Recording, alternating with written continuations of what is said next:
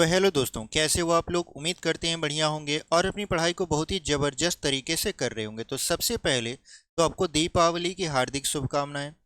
हमारा ये channel Arjun maths यही कामना करता है कि आपके जीवन में ऐसे ही खुशियां आएँ और आप ऐसे ही पढ़ाई करते हुए प्रगति करें और लास्ट में आपको आपकी जो भी मंजिल है, चाहे वो गवर्नमेंट जॉब है या आपका प्राइवेट जॉब है, वो आपको मिल जाए। तो चलिए आज की इस वीडियो को शुरू करते हैं। आपको दीपावली की फिर से हार्दिक शुभकामनाएं। ठीक है, तो आज का जो हमारा ये टॉपिक है वो रहने वाला है साइंस का। तो आज हम लोग साइंस पढ़ेंगे। साइंस में हमने आपको बताया था कि केमिस्ट्री का 2 पार्ट हमने आपको पूरा का पूरा पढ़ा के समाप्त करवा दिया है। आज हम लोग तीसरा पार्ट शुरू करेंगे केमिस्ट्री का, धातु और अधातु। ठीक है, धातु और अधातु से केमिस्ट्री में भर भर के क्वेश्चन पूछे जाते हैं बोर्ड एग्जाम में। तो हमने सोचा कि क्यों ना हम आपको डिटेल से धातु एवं अधातु की वीडियो बनाकर बता दें कि क्या इसमें पूछा जाएगा, क्या नहीं पूछा जाएगा। ठीक है, तो आज हम लोग पढ़ने वाले हैं कंप्लीट धातु, और एक वीडियो हमारी और आएगी जिसमें रहेगा पूरा का पूरा कंप्लीट अधातु। क्योंकि धातु और अधातु थोड़ा सा लॉन्ग डिस्कशन करना होता है। इसमें थोड़ा ऐसे नहीं है कि बता के बस उसको ख़त्म करवा दे, नहीं, आपको डिटेल से पढ़ा रहे हैं तो डिटेल से ही पढ़ाएंगे अच्छे से, ताकि आपका कोई भी पॉइंट ना छूटे। तो चलिए आज की इस वीडियो में कंप्लीट पूरा का पूरा हम लोग धातु पढ़ने वाले हैं। तो सबसे पहले आपके मन में प्रश्न आएगा कि सर धातु क्या होता है। ठीक है, और धातु होता क्या है और धातु के क्या भौतिक गुण होते हैं, क्या रासायनिक गुण होते हैं, इनका उपयोग कहाँ होता है, सारी चीज़ों को हम लोग डिस्कस करेंगे। देखिए, सबसे पहले धातु शब्द आया कहाँ से। ठीक है, तो जो आपका पदार्थ होता है, अगर हम बताएं, ऐसे बताएं कि सबसे पहले बात करते हैं पदार्थ के बारे में। देखिए, पदार्थ जो होता है वो 2 भागों में बटा होता है। एक तो होता है शुद्ध पदार्थ, एक होता है आपका शुद्ध पदार्थ। ठीक है, और एक होता है आपका अशुद्ध पदार्थ, जिसे हम लोग मिश्रण बोलते हैं। ठीक है, पदार्थ 2 भागों में बटा होता है। कौन कौन सा? यहाँ पर शुद्ध पदार्थ और अशुद्ध पदार्थ। जो शुद्ध पदार्थ होता है वो 2 भागों में बटा होता है। एक होता है आपका तत्व और एक होता है आपका यौगिक। एक होता है तत्व और एक होता है यौगिक। उसके बाद अगर हम बात करें तत्व की, तो तत्व में 3 चीज़ें आपको मिलेंगी। एक मिलेगा आपको धातु, एक मिलेगा आपको अधातु और एक मिलेगा आपको उपधातु। ठीक है, तो यहाँ पर इसका मतलब ये है कि जो हमारा धातु है वो कहीं ना कहीं तत्व है, जो अधातु है वो भी कहीं ना कहीं तत्व है। ठीक है, और उपधातु भी क्या है, हमारा तत्व है। तो तत्व क्या होता है? तत्व वे सूक्ष्मतम कण होते हैं जिनसे मिलकर पदार्थ का निर्माण होता है। ठीक है, या हम ऐसे बोल सकते हैं कि तत्व वे पदार्थ होते हैं जिनमें केवल और केवल एक ही प्रकार के कण पाए जाते हैं या एक ही प्रकार के परमाणु पाए जाते हैं, तो उसे हम लोग तत्व बोलते हैं। ठीक है, जैसे में अगर हम लोग बात करें सोना का, तो सोना में अगर आप प्योर सोना लोगे तो उसमें केवल सोने के परमाणु ही पाए जाएंगे। अगर आप चांदी की बात करोगे तो केवल और केवल उसमें चांदी के परमाणु पाए जाएंगे या चांदी के कण पाए जाएंगे, उसके अलावा उसमें कुछ नहीं पाया जाएगा। अगर उसके अलावा भी कुछ पाया जाता है तो मतलब वो आपका तत्व नहीं है, तब वो आपका क्या बन जाएगा, या तो यौगिक बन जाएगा या तो मिश्रण बन जाएगा। ठीक है, तो तत्व क्या होता है? वे पदार्थ जिनसे मिलकर या वे सूक्ष्मतम कण जिनसे मिलकर पदार्थ का निर्माण होता है, तत्व कहलाता है। ठीक है, अब तत्व को 3 भागों में हमने डिवाइड किया, धातु, अधातु और उपधातु। तो जो आज की वीडियो रहने वाली है वो कंप्लीट और कंप्लीट धातु पर रहने वाली है। धातु क्यों इंग्लिश में मेटल बोलते हैं। ठीक है, तो आज हम लोग इसी धातु को पढ़ेंगे। तो सबसे पहले बात आती है धातु किसे कहते हैं। तो देखिए, धातु किसे कहते हैं, इसके लिए क्या होता है, 2 परिभाषाएं बनाई गई हैं। ठीक है, पहला ये कि वे पदार्थ जो ऊष्मा और विद्युत का चालन करते हैं, आपका धातु कहलाते हैं। यानी वे पदार्थ जिनसे होकर विद्युत और ऊष्मा आसानी से एक सिरे से दूसरे सिरे पर पहुंच जाती है तो वह आपका धातु कहलाता है। दूसरी परिभाषा ये है कि वे पदार्थ जो रासायनिक अभिक्रिया में इलेक्ट्रॉन त्याग कर धन आयन बनाने की प्रवृत्ति रखते हैं धातु कहलाते हैं। ठीक है, तो दोनों परिभाषा हम यहाँ पर आपको लिख कर समझा देते हैं। ठीक है, पूरा का पूरा यहाँ पर जो भी हमको लगेगा कि इम्पॉर्टेंट लिखना है वो हम आपको लिखते हुए समझाते चलेंगे। ठीक है, और अगर इसका नोट्स आप प्राप्त करना चाहते हो तो हमारे टेलीग्राम चैनल, जो कि इस वीडियो के डिस्क्रिप्शन में लिंक दिया हुआ है वहाँ पर है, वहाँ पर आप टेलीग्राम चैनल ज्वाइन कर लीजिए। आपको वहाँ पर इसका PDF मिल जाएगा। ठीक है, जो सारी चीज़ें हम यहाँ पर बता रहे हैं। तो यहाँ पर धातु की परिभाषा लिखेंगे तो क्या होगा, लिखेंगे वे पदार्थ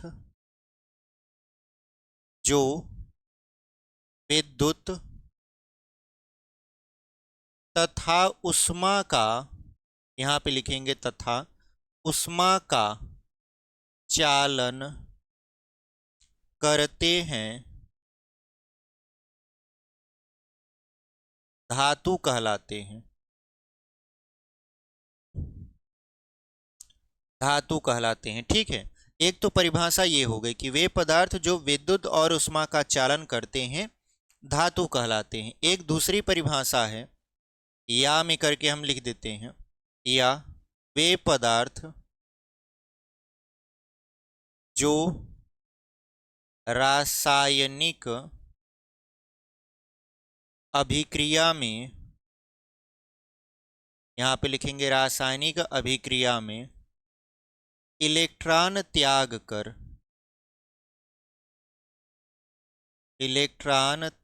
कर धन आयन बनाने की प्रवृत्ति रखते हैं। धन आयन बनाने की प्रवृत्ति रखते हैं। ठीक है, प्रवृत्ति रखते हैं धातु कहलाते हैं। ठीक है, यहाँ पे लिख देंगे धातु कहलाते हैं। तो आपके सामने हमने दो परिभाषा लिखा, कौन कौन सा, पहला वे पदार्थ जो विद्युत और ऊष्मा का चालन करते हैं धातु कहलाते हैं। दूसरा वे पदार्थ जो रासायनिक अभिक्रिया में इलेक्ट्रॉन को त्याग कर धनायन बनाने की प्रवृत्ति रखते हैं धातु कहलाते हैं। जैसे में अगर हम बात करें, जैसे में आप लिख सकते हो, जैसे में सोडियम लिख दीजिए, सोना लिख दीजिए, चांदी लिख दीजिए, तांबा लिख दीजिए, एल्यूमिनियम लिख दीजिए। ठीक है, आदि, ये सभी क्या हैं, आपके धातु हैं। तो इस तरीके से आपने धातु की परिभाषा को बहुत ही बेहतरीन तरीके से समझ लिया। ठीक है, धातु कहाँ से उत्पन्न हुआ, कैसे आया, सारी चीज़ें हम यहाँ पर आपको बता दिए हैं। चलिए अब हम लोग बात करते हैं इसके आगे, इसको हम लोग यहाँ पर मिटा देते हैं। ठीक है, इसको यहाँ पर मिटा देंगे, फिर आगे बात करेंगे। चलिए यहाँ पर हम लोग देख लेते हैं। अब हम लोग पढ़ेंगे धातुओं के भौतिक गुण। ठीक है, तो धातुओं के भौतिक गुण क्या होते हैं, यहाँ पे लिख देते हैं, धातुओं के भौतिक गुण। भौतिक गुण में अगर हम लोग पहला गुण पढ़ें तो पहला गुण होता है धात्विक चमक। पहला गुण क्या होता है, धात्विक चमक। यानी जो धातुएं होती हैं उनमें धात्विक चमक पाया जाता है। यानी मुक्त इलेक्ट्रॉन जो होते हैं उनकी उपस्थिति की वजह से जो आपका शुद्ध पदार्थ होता है, और शुद्ध पदार्थ में धातु जो होता है उसकी जो सतह है वो चमकदार दिखाई देती है। अगर आपके घर में अगर देखे होंगे आप, धातु है तो वो क्या होता है, चमकदार दिखाई देता है। और उस चमक की वजह क्या होती है कि उसमें मुक्त इलेक्ट्रॉन पाए जाते हैं। और उसके बाद आप धातु को थोड़ा रगड़िए तो चमक और निखर कर बाहर आने लगती है। यानी अगर आपके पास धातु है, पुराना हो चुका है, उस पर जंग टाइप का लग गया है, तो आप उसको खूब रगड़ दीजिए। रगड़ने के बाद आप देखोगे कि उस पर चमक आ जाती है। ठीक है, तो धातुओं में क्या हो पाया जाता है, धात्विक चमक पाया जाता है। देखिए आपको बहुत ज़्यादा इसमें लिखना नहीं है, बस आपको हेडिंग लिखना है और हेडिंग जो लिखे हो आप उसी के अकॉर्डिंग आपको परिभाषा बताते हुए चलते जाना है, यानी उसी के हिसाब से यहाँ पर चीज़ें आपको लिखना है। जैसे हमने हेडिंग डाला धात्विक चमक, अब धात्विक चमक में हम क्या बताएंगे आपको, यही बताएंगे कि धातुओं में मुक्त इलेक्ट्रॉन पाए जाते हैं जिसकी वजह से उसकी जो सतह होती है वो चमकदार दिखाई जाती है। ठीक है, और हम लोग चाहें तो धातुओं पर लेप लगाकर या पालिश करके उसकी सतह को चमकदार बना सकते हैं। ठीक है, तो यहाँ पर वही लिखना है, तो आप क्या लिखोगे यहाँ पर, धातुओं में मुक्त यहाँ पर इलेक्ट्रॉन, मुक्त इलेक्ट्रॉनों की वजह से धात्विक चमक पाई जाती है। आप ऐसे भी लिख सकते हो, पाई जाती है। ठीक है, धातुओं में मुक्त इलेक्ट्रॉन होते हैं जिसकी वजह से धातुओं में धात्विक चमक पाई जाती है। उसके बाद आप आगे लिख सकते हो कि धातु पर लेप या पालिश करके भी, यहाँ पर धातु को लिख दीजिए, धातु को लेप या पालिश करके भी चमकदार बनाया जाता है। ठीक है, अगर आपके घर में यहाँ पर लोहे के दरवाजे या खिड़कियाँ हैं तो आप देखोगे कि आप उस पर पेंट करवा देते हो, जैसे पेंट करवाते हो बहुत अच्छा वो चमकने लगता है, और एक तरीके से जो पेंट होता है वो जंग का क्या करता है, मतलब जंग लगने नहीं देता। ठीक है, जंग का विरोध करता है, और आपका जो प्रोडक्ट है जैसे आपका खिड़की दरवाजा है वो काफ़ी समय तक चलता है। ठीक है, तो यहाँ पर वही कह रहा है कि धात्विक चमक में धातुओं में मुक्त इलेक्ट्रॉन पाए जाते हैं जिसकी वजह से इसकी जो सतह होती है वो चमकदार दिखाई जाती है, और उसके बाद धातुओं को अगर आप चाहो तो लेप लगाकर या पालिश करके भी चमकदार बना सकते हो। अब अगर हम लोग बात करें अपवाद की, क्योंकि देखिए जब आप धातु और अधातु पढ़ते हैं तो परिभाषा से ज़्यादा अपवाद पर ध्यान दीजिए, क्योंकि परिभाषा तो आपको बड़ा इजीली याद हो जाता है, बहुत कठिन नहीं होता, आप समझ जाते हो। लेकिन जो अपवाद होता है पेपर में अगर पूछ लिया तो फिर वहीं पर बच्चे क्या करते हैं, मिस्टेक कर देते हैं। आपको ऐसा नहीं करना है, आपको एकदम जागरूक बच्चा बनना है। ठीक है, जागरूक बने रहिए, एकदम लेटेस्ट पैटर्न पर जो चीज़ें आती हैं उसको लगाते रहिए, अच्छा नंबर आएगा। तो यहाँ पर देखिए अपवाद में दो चीज़ें आती हैं, कौन कौन सा, एक तो होता है आयोडीन और एक होता है ग्रेफाइट। यहाँ पे लिखेंगे आयोडीन, उसके बाद ग्रेफाइट। देखिए जो आयोडीन और ग्रेफाइट है ये दोनों आपका क्या है, एक तरीके से यहाँ पर चमकीली होती हैं, परंतु ये अधातु होता है। कहने का मतलब ये है आयोडीन भी अधातु है और ग्रेफाइट भी आपका अधातु है, लेकिन इनमें भी चमक पाई जाती है जैसे धातु में धात्विक चमक पाई जाती है। तो हमने तो ये पढ़ा कि धात्विक चमक केवल धातुओं में पाई जाती है, लेकिन अपवाद स्वरूप आयोडीन और ग्रेफाइट भी चमकीले होते हैं, लेकिन ये अधातु हैं। ठीक है, तो अधातु भी चमकीले हो सकते हैं लेकिन सभी अधातु चमकीले नहीं होते हैं। जैसे ग्रेफाइट और आयोडीन ये क्या हैं, इनमें खुद की चमक पाई जाती है, यानी ये भी धातु की तरह चमकते हैं। तो ये अपवाद आप ध्यान रखिएगा कि धात्विक चमक में तो धातु को चमक पाया ही जाएगा, लेकिन यहाँ पर अपवाद में आयोडीन और ग्रेफाइट भी है। तो चलिए हम लोग इसको मिटाते हैं, फिर आगे पढ़ते हैं इसके और भौतिक गुण। ठीक है, उम्मीद करते हैं आपको ये समझ में आया होगा कि धातुओं में धात्विक चमक पाई जाती है। इसको हम लोग इरेज कर देते हैं। चलिए यहाँ पर हम लोग अगला जो हेडिंग पढ़ेंगे धातुओं के भौतिक गुण में, वो ये पढ़ेंगे विद्युत और उष्मा का सुचालक। ठीक है, यानी यहाँ पे लिखेंगे विद्युत और उष्मा का सुचालक, यानी धातु जो होता है वो विद्युत और उष्मा का चालन करता है। ठीक है, यानी जो धातु है वो विद्युत और उष्मा का क्या करता है, चालन करता है। चालन करने से मतलब ये है कि अगर आप एक सिरे को गर्म करोगे धातु को, तो धातु का दूसरा सिरा भी कुछ समय बाद अपने आप ही गर्म हो जाता है। ऐसे ही अगर आप धातु में एक सिरे पर बिजली का प्रवाह करो तो वो जो बिजली होती है वो दूसरे सिरे पर भी पहुंच जाती है। इसका मतलब ये है, यहाँ पर सिंपल सा आप ऐसे लिखोगे, धातुएं विद्युत तथा उष्मा की सुचालक होती हैं, सुचालक होती हैं। ठीक है, सिंपल सा बस आप एक शब्द यहाँ पर ऐसे एक लाइन लिख दीजिएगा कि जो धातुएं होती हैं वो विद्युत और उष्मा का चालन करती हैं, यानी विद्युत और उष्मा की सुचालक होती हैं। ठीक है, अब अगर हम लोग बात करें कि धातु में सबसे ज्यादा अच्छा जो चालक माना जाता है वो कौन सा है, तो देखिए अगर हम बात करें चांदी की, तो चांदी जो होता है वो विद्युत और उष्मा का सबसे अच्छा चालक माना जाता है। ठीक है, चांदी जो होता है वो विद्युत और उष्मा का क्या माना जाता है, सर्वश्रेष्ठ चालक माना जाता है। और जो सेकंड नंबर पर है वो है तांबा।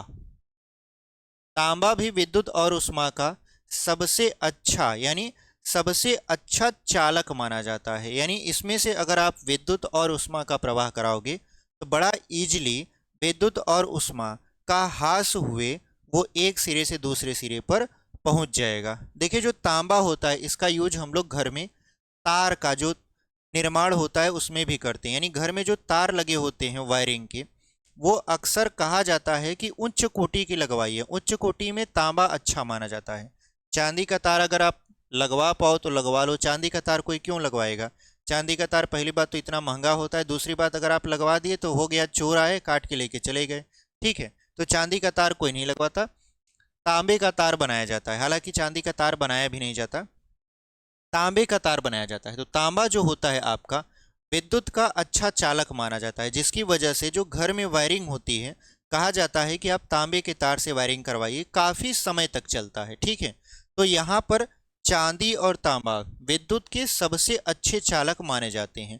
फर्स्ट पर हम रखें तो चांदी को और सेकंड पे रखें तो तांबा को। ठीक है, तो चलिए हम लोग इसको इरेज कर देते हैं और फिर अगला टॉपिक आपका पढ़ते हैं।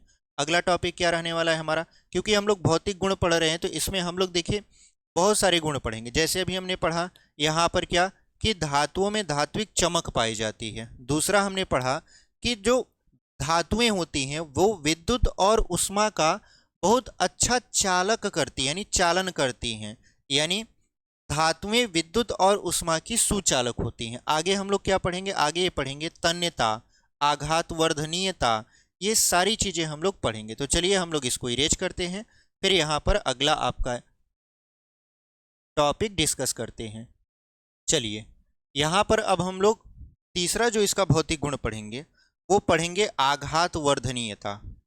तीसरा क्या पढ़ेंगे, आघात वर्धनीयता। आघात वर्धनीयता, अब ये आघात वर्धनीयता क्या है, देखिए धातु को पीट कर चादर के रूप में परिवर्तित करने का जो प्रक्रम होता है, चादर के रूप में परिवर्तित करने की जो घटना होती है उसी को हम लोग क्या बोलते हैं, आघात वर्धनीयता बोलते हैं। ठीक है, और धातुएं जो होती हैं वो आघात वर्धनीयता का गुण प्रदर्शित करती हैं। कहने का मतलब ये है कि धातु को आप चाहो तो पीट पीट कर चादर के रूप में परिवर्तित कर सकते हो, यानी धातुएं आघात वर्धनीय होती हैं। ठीक है, यहां पर लिखना चाहें तो ऐसे लिख सकते हैं, धातु को पीट कर चादर के रूप में, चादर के रूप में परिवर्तित करने की घटना आघात वर्धनीयता, यहाँ पर आघात वर्धनीयता कहलाती है। ठीक है, धातु को पीट कर चादर के रूप में परिवर्तित करने की जो घटना होती है उसको हम लोग बोलते हैं आघात वर्धनीयता। और जो धातुएं होती हैं वो आघात वर्धनीय होती हैं। आप यहाँ पे लिखना चाहो तो लिख सकते हो ऐसे, धातुएं आघात वर्धनीय होती हैं, यानी इनको हम लोग चादर के रूप में पीट पीट कर परिवर्तित कर सकते हैं। जैसे अगर हम लोग देखें, जैसे में बात करें, सोना कामा चांदी ज़्यादा आघातवर्धनी होती है। ज़्यादा आघातवर्धनी से मतलब क्या होता है कि आप देखो जो चांदी होता है, जो आपका मिठाई होता है, मिठाई के ऊपर जो पन्नी लगी होती है वो चांदी की होती है। आप कहोगे सर मिठाई अगर मान लेते हैं 100 रुपये का मिल रहा है तो उस पर चांदी की पन्नी लगा देंगे तो उसकी प्राइस बढ़ नहीं जाएगी। देखिए वो जो चांदी की पन्नी होती है वो काफ़ी महीन होती है, बहुत पतली होती है, ठीक है। और बहुत पतली होती है तो उसको बनाया कैसे जाता है, चांदी को एकदम पीट पीट कर पीट पीट कर इतना पीटा जाता है उसको कि उसकी महीन पतली परत बन जाती है। यानी जो चांदी है वो क्या है, आघात वर्धनीय है, मतलब उसको पीट पीट कर चादर के रूप में परिवर्तित कर सकते हैं हम लोग। और ऐसे ही सोना भी है, सोना को भी हम लोग क्या कर सकते हैं यहाँ पर, चादर के रूप में पीट पीट कर परिवर्तित कर सकते हैं। बहुत सारी और भी धातुएं हैं, तो हमने एग्जाम्पल के तौर पर सोना और चांदी ले लिया। आप चाहो तो और भी धातु ले सकते हो, जैसे लोहा हो गया, एल्यूमिनियम हो गया, मैग्नीशियम हो गया। इन सबको अगर आप देखो तो यहाँ पर क्या होगा, इसको आप पीट कर चादर के रूप में परिवर्तित कर सकते हो, ठीक है। तो अगला जो हमारा टॉपिक था आघात वर्धनीयता, जिसमें हमने आपको बताया कि देखिए जो धातुएं होती हैं वो आघात वर्धनीय होती हैं। आघात वर्धनीय का मतलब क्या होता है, आप धातुओं को पीट कर चादर के रूप में परिवर्तित कर सकते हो। उदाहरण में हमने लिया जैसे सोना और चांदी, ठीक है। चलिए इसको हम लोग इरेज करेंगे और आगे पढ़ेंगे। तो आगे देख लीजिए क्या है, चलिए आगे देख लेते हैं। आगे क्या है आपका, आगे है देखिए तन्यता, ठीक है। अभी तक हमने आपको 3 भौतिक गुण बताया। पहला, धातुएं विद्युत की चालक होती हैं, विद्युत की नहीं बल्कि विद्युत और उष्मा दोनों की। दूसरा हमने आपको बताया यहाँ पर कि देखिए धातुओं में क्या होता है कि धात्विक चमक होती है। फिर हमने आपको बताया कि धातुएं आघात वर्धनीय होती हैं, ठीक है। यहाँ पर अब हम लोग आगे पढ़ेंगे। यहाँ पर अगला जो है चौथा भौतिक गुण, चौथा भौतिक गुण हम लोग पढ़ेंगे तन्यता, ठीक है। तन्यता, तन्यता का मतलब क्या होता है, तन्यता का मतलब ये होता है कि आप किसी पदार्थ को खींचकर तार के रूप में परिवर्तित कर दीजिए। तो अगर पदार्थ को आप खींचकर तार के रूप में परिवर्तित कर दे रहे हो तो वही गुण तन्यता कहलाता है। और धातुएं तन्यता का गुण प्रदर्शित करती हैं, ठीक है। यानी धातु को आप खींचकर पतले तार के रूप में परिवर्तित कर सकते हो, ठीक है। तो यहाँ पर लिख सकते हैं आप कि धातुओं को खींचकर पतले तार के रूप में परिवर्तित किया जा सकता है। अतः धातुएं तन्यता का गुण प्रदर्शित करती हैं, ठीक है। यानी जो धातु होता है आप उसे चाहो तो खींचकर पतले तार के रूप में परिवर्तित कर सकते हो। और ये जो गुण है ये क्या है, तन्यता का गुण है, ठीक है। तो धातुएं क्या हैं, तन्यता का गुण प्रदर्शित करती हैं। जैसे अगर हम बात करें कि 1 ग्राम सोने को अगर हम लोग तार के रूप में परिवर्तित करें तो लगभग लगभग 2 किलोमीटर लंबा तार बनाया जा सकता है, ठीक है। अगर हम बात करें यहाँ पर जैसे में अगर हम बात करें कि 1 ग्राम सोने से लगभग 2 किलोमीटर लंबा तार बनाया जा सकता है। ठीक है, यानी अगर आपके पास 1 ग्राम सोना है तो आप चाहो तो उससे 2 किलोमीटर लंबा तार बनवा सकते हो आप। सोचिए 2 किलोमीटर 1 ग्राम में आप बनवा पाओगे, मतलब इतना लंबा तार बन सकता है। तो सोना में कितना ज़्यादा तन्यता का गुण पाया गया है। ठीक है, उसके बाद अगर हम देखें तो जो हमारे बल्ब में फिलामेंट यूज होता है जिसको हम लोग बोलते हैं टंगस्टन। ठीक है, टंगस्टन का जो प्रयोग होता है वो भी आपका खींच खींच कर उसको इतना महीन बनाया जाता है कि वो आपका बल्ब में आराम से फिट हो सके। यानी जो टंगस्टन है, टंगस्टन टंगस्टन भी क्या करता है, तन्यता का गुण बहुत ज़्यादा प्रदर्शित करता है। क्योंकि आप जब बल्ब देखे होंगे, बल्ब का फिलामेंट, फिलामेंट का मतलब वो तंतु जो जलता है, जो 100 रुपया वाला, 100 रुपया वाला नहीं है, अभी तो CFL यानी सफ़ेद बल्ब आने लगे हैं, जो पीला वाला बल्ब आता है। ठीक है, जो 10 रुपये या 12 रुपये का मिलता है, अगर आप उसको देखो तो उसमें एक फिलामेंट लगा होता है कुछ इस तरीके से। ऐसे अगर देखा होगा आपने तो यहाँ पर ये बल्ब का इस तरीके से ये लगा होता है। ठीक है, और यहाँ पर ये जो पदार्थ होता है ये वाला, इसको बोलते हैं टंगस्टन। ठीक है, हालांकि ये तंतु होता है लेकिन किस पदार्थ से बना होता है, तो टंगस्टन से बना होता है। ये टंगस्टन जो होता है ये भी तन्यता का गुण बहुत ज़्यादा प्रदर्शित करता है। क्योंकि अगर आप इसको खींचते जाओगे खींचते जाओगे खींचते जाओगे तो बाल के जैसा ये महीन होता चला जाएगा, और फिर इसको हम लोग क्या करते हैं, तंतु के रूप में बल्ब में इस्तेमाल करते हैं। ठीक है, लेकिन इसके कुछ अपवाद भी हैं। कुछ धातुएं ऐसी होती हैं जो तन्यता का गुण प्रदर्शित नहीं करती। जैसे अपवाद में अगर हम बात करें, अपवाद में बात करें तो जिंक, जिंक एक तरीके का क्या है, धातु है, लेकिन ये तन्यता का गुण प्रदर्शित नहीं करता। उसके बाद बात करें तो यहाँ पर क्या हो जाएगा, मरकरी, जिसको हम लोग पारा बोलते हैं। पारा देखिए एक ऐसी धातु है जो द्रव अवस्था में पाई जाती है।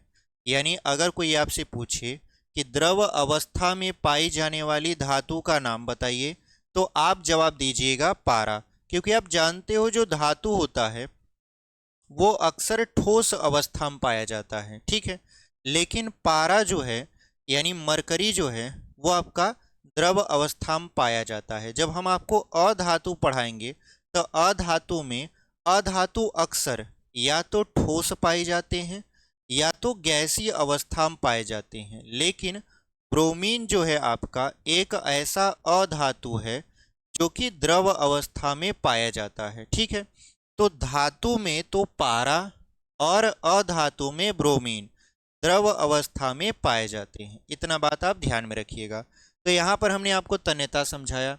उसके बाद हमने आपको बताया कि देखिए धातुएं जो होती हैं वो तन्य होती हैं, यानी धातुओं में तन्यता का गुण पाया जाता है। उदाहरण के तौर पर हमने आपको कहा कि 1 ग्राम सोने से लगभग लगभग 2 किलोमीटर लंबा तार बनाया जा सकता है। एग्जाम्पल टंगस्टन जो होता है, टंगस्टन भी आप देखो तो एक तरीके का क्या होता है, आपका तन्यता का गुण प्रदर्शित करता है। ठीक है, जिसकी वजह से इसका यूज फिलामेंट यानी तंतु में किया जाता है। बल्ब का जो तंतु होता है उसमें इसका यूज किया जाता है। हालांकि जब हम आपको फिजिक्स पढ़ाएंगे तो वहाँ पर बल्ब बहुत अच्छे तरीके से समझाएंगे कि बल्ब होता क्या है, कैसे बल्ब से क्वेश्चन पूछा जाता है, सचित्र वर्णन करके आपको पूरा तरीके से समझाएंगे। ठीक है, चलिए इसको हम लोग यहाँ पर इरेज कर देते हैं और बढ़ते हैं इसके अगले भौतिक गुण पर।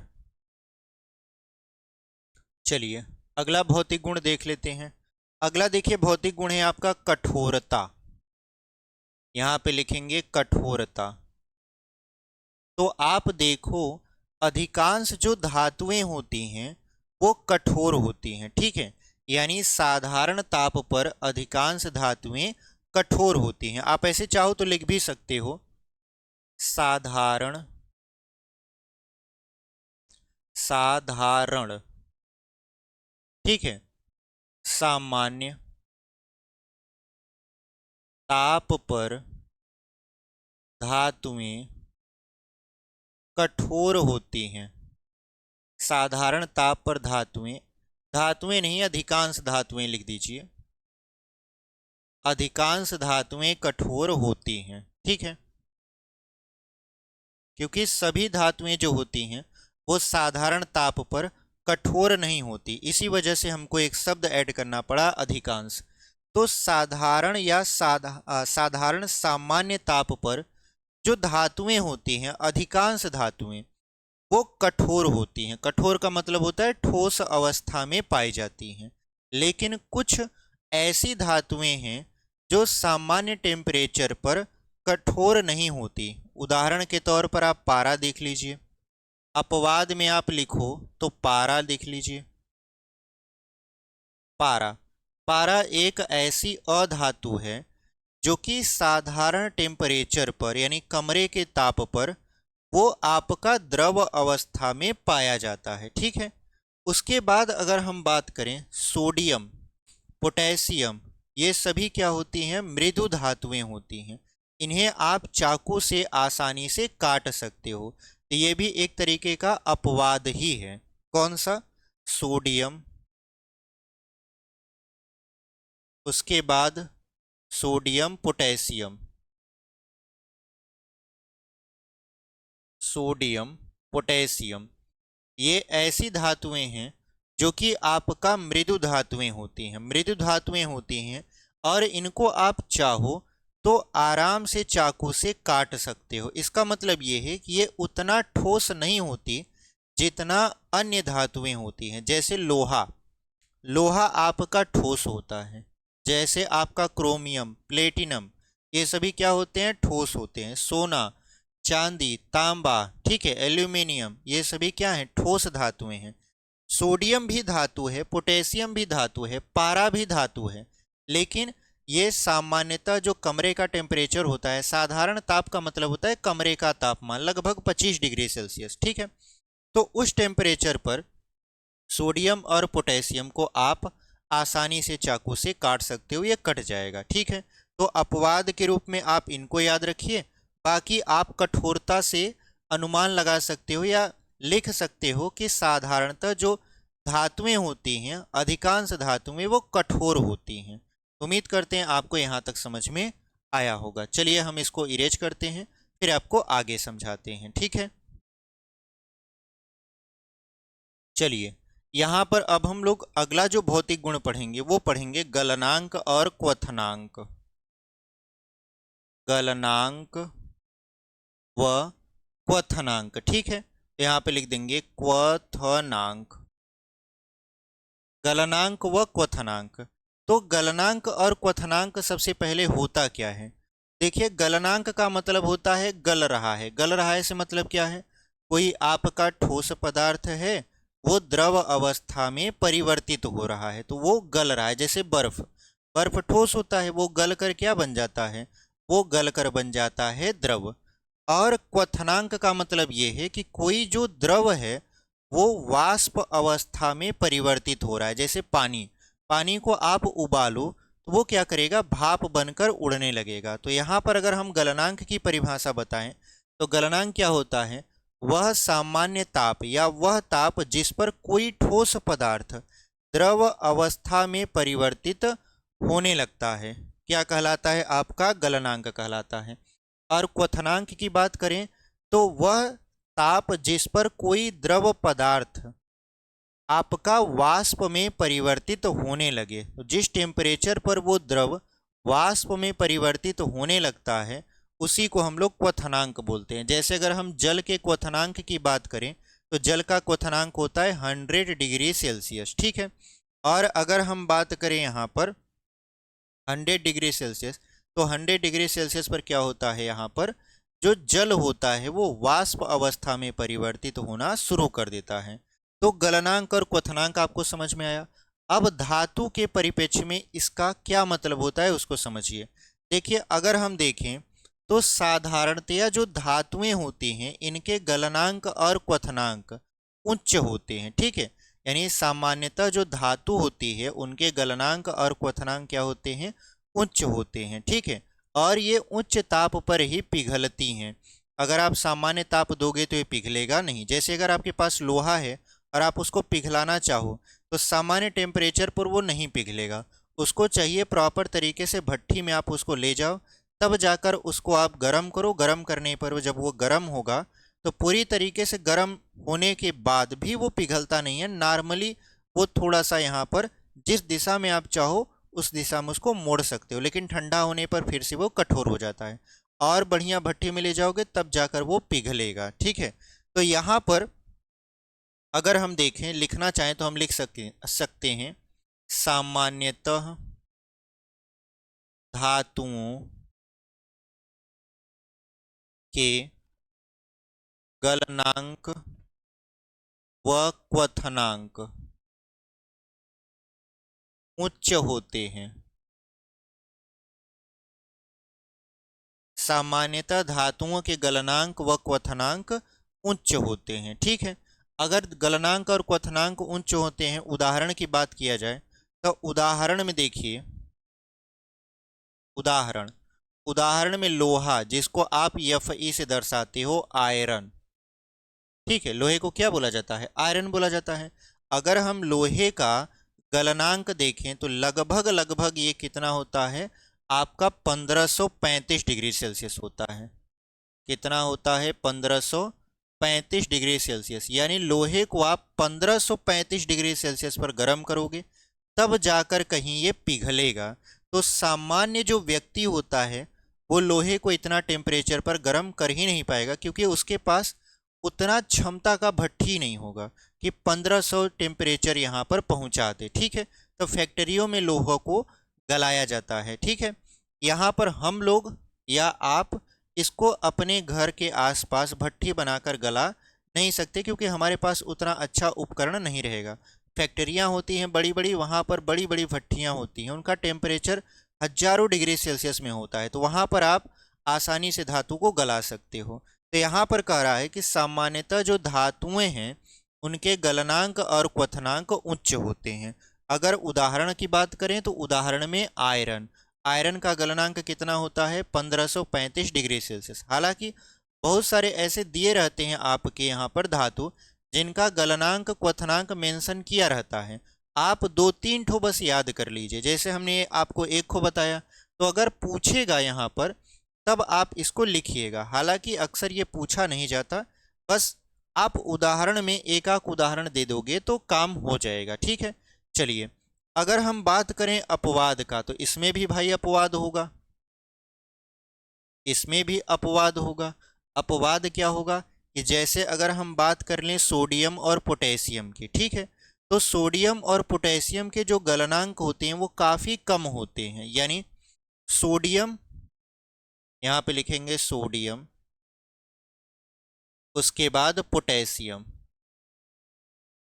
सोडियम और पोटेशियम के गलनांक जो होते हैं, पोटेशियम यहाँ पर, सोडियम और पोटेशियम के जो गलनांक होते हैं वो काफ़ी कम होते हैं। मतलब 100 डिग्री सेल्सियस से कम टेम्परेचर पर ही ये पिघलने लगते हैं। ठीक है, तो यहाँ पर अपवाद स्वरूप हमने आपको सोडियम और पोटेशियम बता दिया। हालांकि और भी धातु हैं, जैसे अगर हम बात करें गैलियम की, सीजियम की, तो इनका जो टेम्परेचर होता है लगभग अगर इनको 40 डिग्री सेल्सियस तक गर्म कर दिया जाए तो ये भी तुरंत क्या होगा? गल जाएगा। जैसे सोडियम और पोटेशियम को लगभग 70 डिग्री सेल्सियस तक गर्म कर दें, ये पिघल जाएंगे। ठीक है, तो इस तरीके से हमने पढ़ा गलनांक और क्वथनांक। सारी बातें हमने आपको लिखकर समझा दी।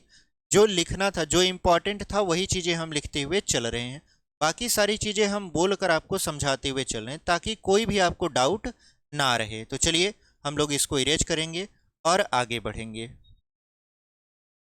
चलिए यहाँ पर हम लोग आगे पढ़ते हैं। आगे देखिए आपका भौतिक गुण में है घनत्व।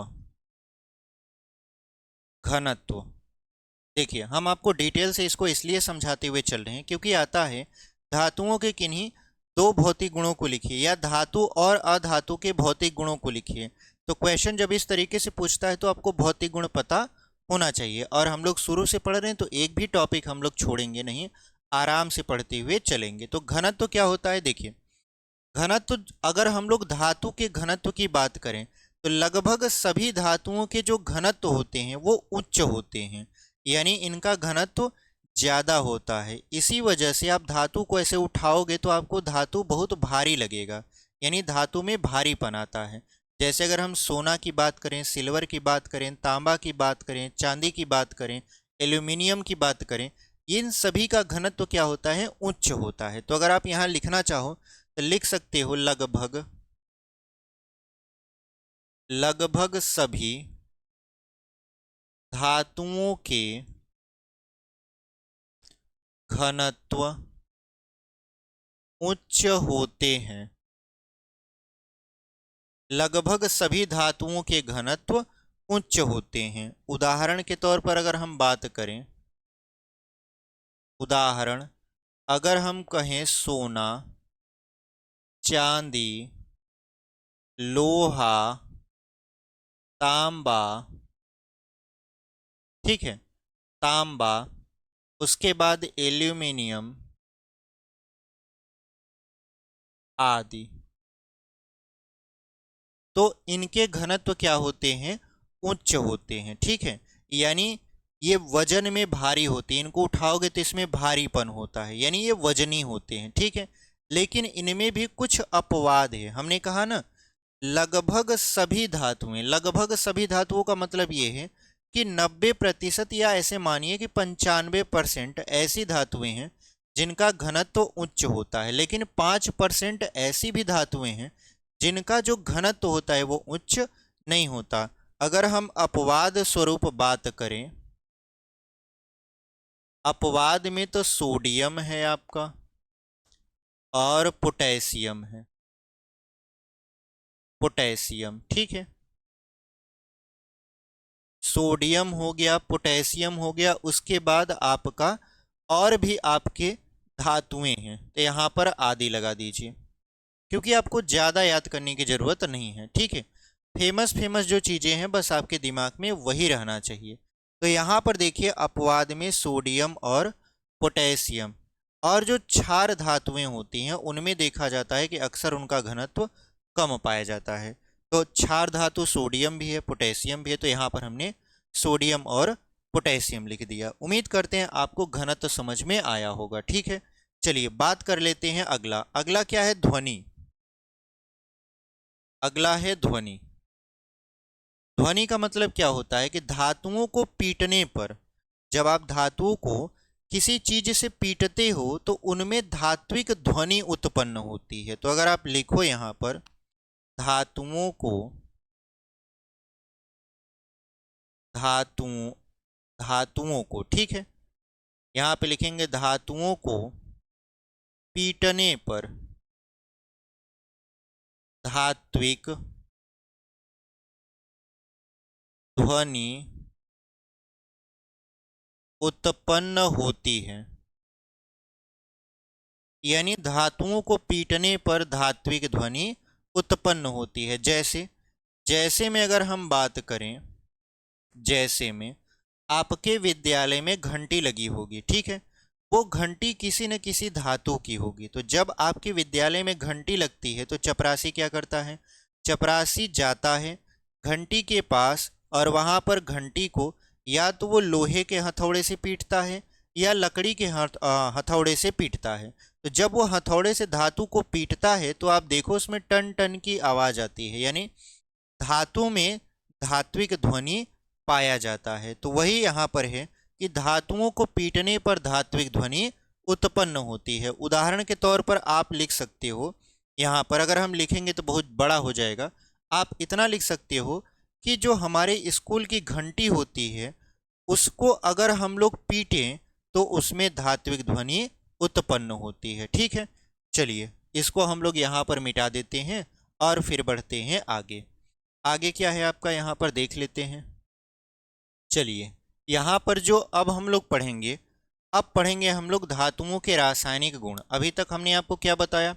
अभी तक हमने आपको बताया था धातुओं के भौतिक गुण, जिसमें धात्विक चमक, उसके बाद विद्युत और उष्मा का चालन, फिर तन्यता, आघात वर्धनीयता, घनत्व, ध्वनि, कठोरता, ये सारी चीज़ें हमने आपको बता दिया बहुत ही डिटेल में। अब हम लोग क्या करेंगे?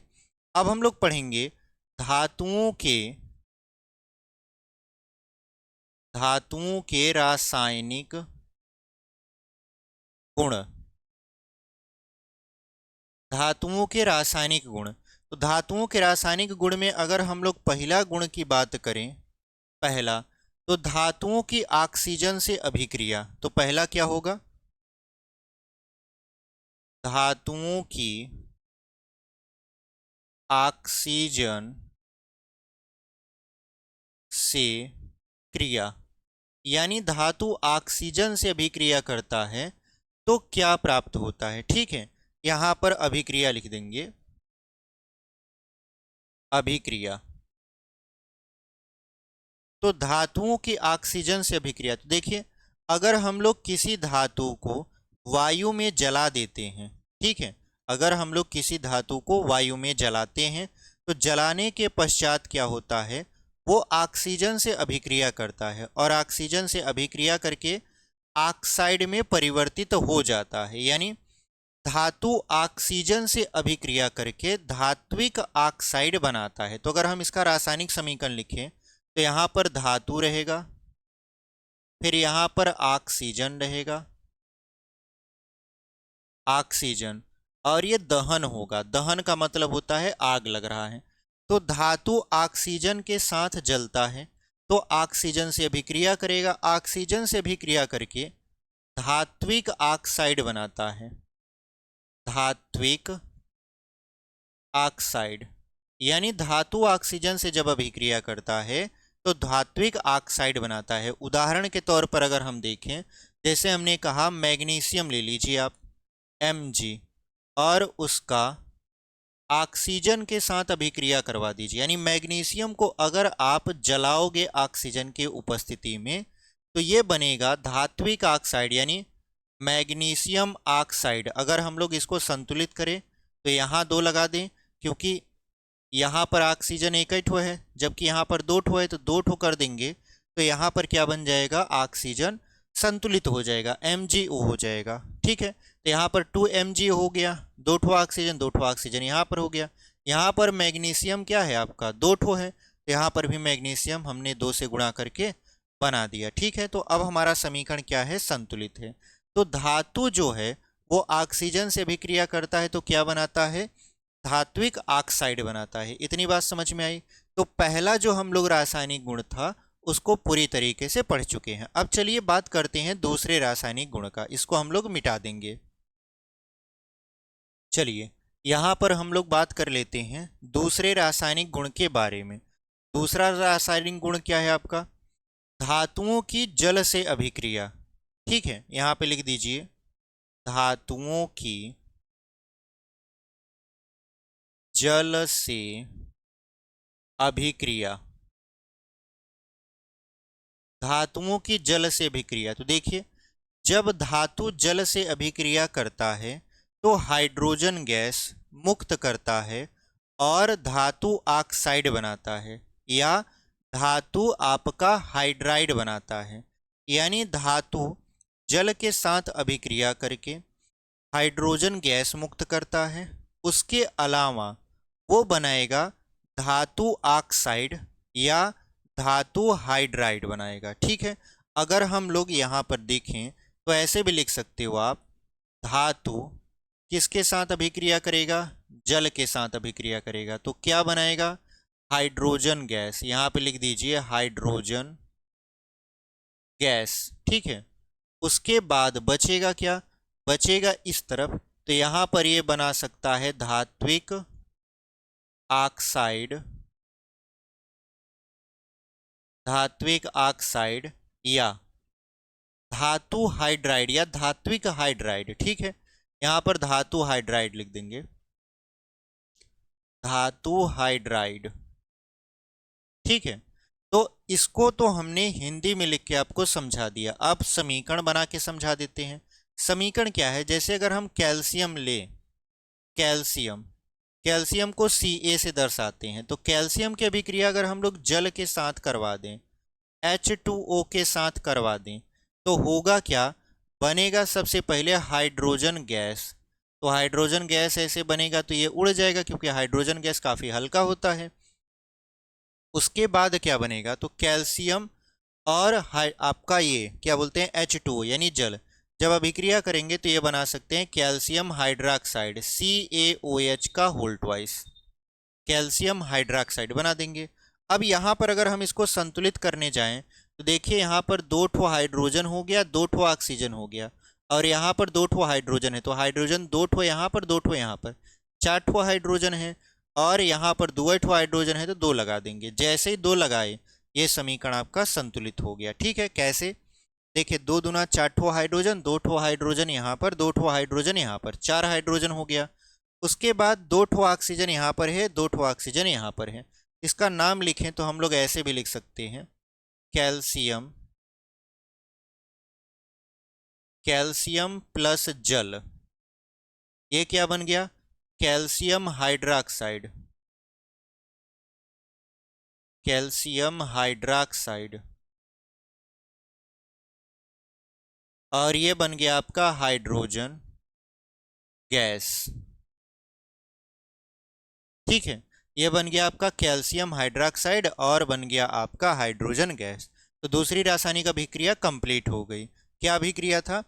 धातुओं की जल के साथ अभिक्रिया। तो धातुएं जल के साथ जब अभिक्रिया करती हैं तो हाइड्रोजन गैस मुक्त करती हैं, उसके साथ साथ धात्विक ऑक्साइड यानी जिसे हम लोग धातु ऑक्साइड बोलते हैं या धातु हाइड्राइड बनाती हैं। ठीक है, तो इस तरीके से यहाँ पर हमने समीकरण देख लिया। चलिए इसको इरेज करते हैं और तीसरे रासायनिक गुण की तरफ हम लोग बढ़ जाएंगे।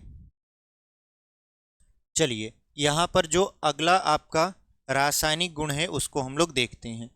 अगला रासायनिक गुण है तीसरा वाला, धातुओं की हाइड्रोजन के साथ अभिक्रिया। ठीक है, यहाँ पर लिख देंगे धातुओं की हाइड्रोजन के साथ अभिक्रिया, धातुओं की हाइड्रोजन के साथ अभिक्रिया। तो देखिए सामान्य तौर पर देखा जाता है कि जो धातुएं होती हैं वो हाइड्रोजन से अभिक्रिया नहीं करती। ठीक है, सामान्यतः यह देखा जाता है कि जो धातुएं होती हैं वो हाइड्रोजन से अभिक्रिया नहीं करती, परंतु कुछ क्रियाशील ऐसी धातुएं होती हैं जो हाइड्रोजन से अभिक्रिया करती हैं। वो कौन कौन सी धातुएं हैं? जैसे सोडियम हो गया आपका, पोटेशियम हो गया आपका, कैल्शियम हो गया आपका। ये धातुएं क्या करती हैं? हाइड्रोजन से अभिक्रिया करती हैं और धात्विक लवण के समान ठोस बनाती हैं। ठीक है, यानी क्या बनाती हैं? ठोस। ठोस मतलब हाइड्राइड बनाती हैं। तो चलिए हम इसको देख लेते हैं। तो यहाँ पर हम लोग लिखेंगे, अगर हम लोग धातु, धातु का मतलब यहाँ पर सक्रिय धातु, क्योंकि आप जानते हो सामान्य तौर पर धातुएं हाइड्रोजन से अभिक्रिया नहीं करती, लेकिन जो सक्रिय धातुएं हैं वो हाइड्रोजन से अभिक्रिया कर सकती हैं। तो यहाँ पर धातु का मतलब है सक्रिय धातु, ये ध्यान दीजिएगा। धातु अगर हम लोग कहें कि हाइड्रोजन के साथ अभिक्रिया करेगा तो क्या बनाएगा? यहाँ पर यह बनाएगा आपका हाइड्राइड। क्या बनाएगा? आपका हाइड्राइड बनाएगा। अब ये तो हो गया इस तरीके से। अब हम लोग क्या करते हैं? समीकरण के माध्यम से समझते हैं। जैसे समझिए हमारे पास है सोडियम, एक धातु है। सोडियम क्या है? एक तरीके का सक्रिय धातु है। सोडियम जो कि एक तरीके का धातु है, अगर इसकी अभिक्रिया हाइड्रोजन से करवा दें, यह आपका है हाइड्रोजन, तो क्या बनेगा? तो ये बनेगा आपका सोडियम हाइड्राइड। सोडियम और हाइड्रोजन मिलकर क्या बनाएंगे? सोडियम हाइड्राइड बनाएंगे। तो यहाँ पे लिख दीजिए सोडियम हाइड्राइड, यहाँ पर हाइड्राइड। ठीक है, अब ये सोडियम हाइड्राइड यहाँ पर हमने लिख तो दिया, लेकिन इसका समीकरण क्या होगा? समीकरण ये होगा NaH। NaH, इसको हम लोग ऐसे कोष्टक में बना देते हैं, NaH होगा। अब इसको अगर हम लोग संतुलित करना चाहें तो कैसे कर सकते हैं? 2 ठो हाइड्रोजन है, 2 ठो यहाँ पर कर देते हैं। अब यहाँ पर सोडियम एक ही ठो है तो 2 कर दीजिए, तो 2 ठो सोडियम और यहाँ पर हाइड्रोजन हो गया, यहाँ पर H2, और ये अभिक्रिया करके क्या बना दिया? सोडियम हाइड्राइड बना दिया। ठीक है, तो यहाँ पर हमारा रासायनिक अभिक्रिया कंप्लीट हो चुका है। तो तीसरा जो था धातुओं की हाइड्रोजन के साथ अभिक्रिया, उम्मीद करते हैं आपको समझ में आया होगा। ठीक है, हम आपको समीकरण बनाते हुए समझाते हुए चल रहे हैं ताकि कोई भी पॉइंट आपका छूटे ना। चलिए इसको हम लोग मिटा देते हैं, फिर आगे बढ़ते हैं। चलिए यहाँ पर अब हम लोग अगला रासायनिक गुण पढ़ते हैं, चौथा वाला। इसका चौथा रासायनिक गुण क्या है? धातुओं की तनु अम्लों से अभिक्रिया। ठीक है, यहाँ पर लिख देते हैं धातुओं की तनु अम्लों से अभिक्रिया।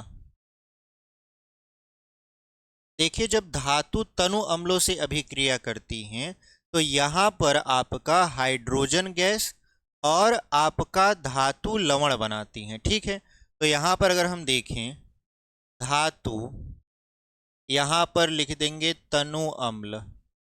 धातु अगर तनु अम्ल से अभिक्रिया करती है तो क्या बनता है? Hydrogen gas. यहाँ पे लिख देंगे हाइड्रोजन गैस। ठीक है, और यहाँ पर क्या बनेगा? धातु लवण। धातु लवण। तो यहाँ पर जो अभिक्रिया हम लोग पढ़ेंगे इसमें 3 ठो अम्ल लेकर हम लोग क्या करेंगे, इसको पढ़ेंगे। 3 ठो अम्ल लेकर पढ़ेंगे से मतलब क्या है? जैसे एक तो हम पढ़ेंगे कि अगर तनु HCl के साथ धातु अभिक्रिया करता है तो क्या बनाता है। दूसरा हम ये पढ़ेंगे कि तनु सल्फ्यूरिक अम्ल के साथ अगर धातु की अभिक्रिया होती है तो क्या बनता है। तीसरा हम पढ़ेंगे कि अगर तनु नाइट्रिक अम्ल के साथ यानी HNO3 के साथ अभिक्रिया धातु का करते हैं तो क्या प्राप्त होता है। तो 3 ठो आपके तनु अम्ल हम लेंगे और बारी बारी से आपको समझाते हुए यहाँ पर चलेंगे कि अगर इनसे अभिक्रिया धातु का होता है तो क्या निर्मित होगा। तो देखिए, सबसे पहले हम लोग यहाँ बात करेंगे ए, क्योंकि 3 ठो ले रहे हैं तो ABC करके पढ़ेंगे। पहला है धातुओं की तनु हाइड्रोक्लोरिक अम्ल से अभिक्रिया। हाइड्रोलिक नहीं, यहाँ पे लिख देंगे धातुओं की तनु HCl हाइड्रोक्लोरिक अम्ल से अभिक्रिया। यानी अगर धातु तनु HCl के साथ अभिक्रिया करता है तो क्या बनाता है। तो अगर हम बात करें कि धातु तनु HCl के साथ अभिक्रिया करेगा तो क्या बनाएगा, तो देखिए यहाँ लिख देंगे धातु, यहाँ लिख देंगे तनु HCl। तो सबसे पहले क्या बनाएगा? धातु लवण, फिर हाइड्रोजन गैस आपका मुक्त कर देगा क्योंकि हमने हाइड्रोजन गैस। ठीक है, तो अगर धातु तनु HCl के साथ अभिक्रिया करता है तो यहाँ पर धातु लवण बनाएगा और हाइड्रोजन गैस मुक्त हो जाएगा। अब समीकरण के माध्यम से इसको समझते हैं कैसे। जैसे अगर हम बात करें धातु की तो हमने सोडियम ले लिया और इसकी अभिक्रिया अगर हम लोग तनु HCl के साथ करवा देते हैं, HCl यहाँ लिखेंगे, नीचे लिख देंगे तनु। ठीक है, इसकी अभिक्रिया अगर हम लोग HCl के साथ करवाते हैं तो क्या बनता है? हाइड्रोजन गैस यानी H2 बनता है। उसके बाद यहाँ पर क्या बनेगा? NaCl अभिक्रिया करके बना लेगा NaCl, जो कि एक तरीके का है धातु लवण जिसका नाम है सोडियम क्लोराइड। Sodium chloride. ठीक है, तो यहाँ पर ये बना लिया धातु लवण जिसका नाम था सोडियम क्लोराइड और हाइड्रोजन गैस आपका मुक्त हो गया। तो यहाँ पर आप लिखना चाहो तो लिख सकते हो हाइड्रोजन गैस, यहाँ पर लिख दीजिए हाइड्रोजन गैस। ठीक है, और ये गैस जाहिर सी बात है हाइड्रोजन गैस है तो ये ऊपर उठ जाएगी। तो यहाँ पर हमने देखा ये है आपका सोडियम और ये आपका क्या है?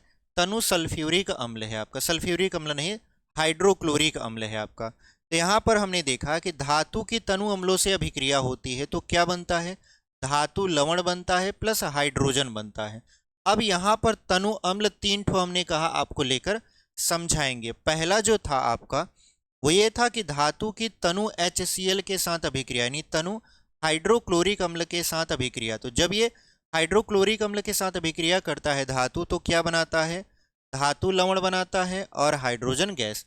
धातु लवण में यहाँ पर देखिए Na और HCl अभिक्रिया करेंगे तो बनेगा NaCl यानी सोडियम क्लोराइड, जो कि एक तरीके का धात्विक लवण है, उसके बाद बन गया हमारा हाइड्रोजन गैस। अगर हम इसको संतुलित करना चाहें तो यहाँ पर लिखिए 2, यहाँ पर 2 और यहाँ पर 2, आपका समीकरण संतुलित हो गया। कैसे? देखिए, 2 ठो हाइड्रोजन, 2 ठो हाइड्रोजन, 2 ठो सोडियम, 2 ठो सोडियम, 2 ठो क्लोरीन, 2 ठो क्लोरीन, दोनों पक्ष आपस में क्या हो गए? बराबर। तो इस तरीके से हमने देखा कि अगर धातु तनु HCl के साथ अभिक्रिया करता है तो क्या होता है।